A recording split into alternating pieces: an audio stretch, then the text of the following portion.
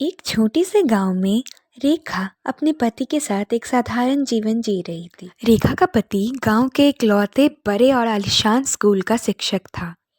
वो दोनों एक छोटे से घर में रहा करते थे, पर रेखा का पति राजेश हमेशा फोन पर ही लगा रहता था। धीरे धीरे राजेश से अलग व्यवहार करने लगा। वह घर देर से आता और अपनी पत्नी पर जोर जोर से चिल्लाया करता था। रेखा को समझ नहीं आ रहा था कि उसके साथ हो क्या रहा है।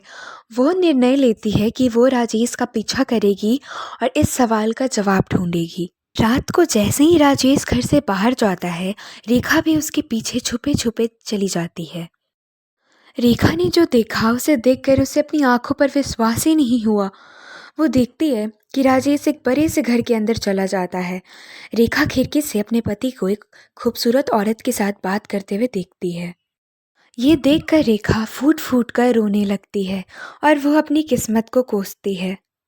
अगले दिन रेखा राजेश से पूछती है कि वो ऐसा व्यवहार उसके साथ क्यों कर रहा है, वो अचानक से ऐसा क्यों हो गया है।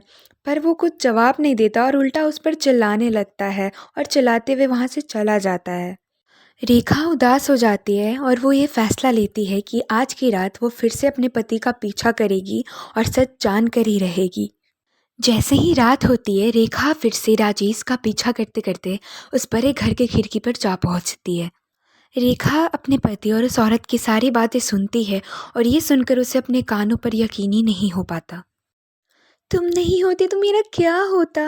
तुम मेरे बचपन के दोस्त हो और तुमने ये साबित कर दिया कि तुम एक अच्छे इंसान हो। मेरी बीमारी के लिए यहाँ मेरे पास कोई नहीं है और मेरे माँ बाप भी अब इस दुनिया में नहीं रहे कि वो मेरा ख्याल रख सके।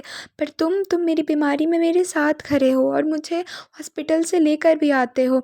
तुम एक अच्छे दोस्त हो और तुम्हारी बीवी बहुत खुश नसीब है कि उन्हें ऐसा पति मिला। अगले दिन राजेश खुद आकर रेखा को सारी बातें बता देता है और उनके बीच सारी चीज़ें वापस पहले की तरह हो जाती है। वो फिर से अपने छोटे घर में प्यार से रहने लगते हैं। ऐसी ही और कहानियाँ सुनते रहने के लिए कहानी खजाना को सब्सक्राइब करें और बेल आइकन को दबाना ना भूलें।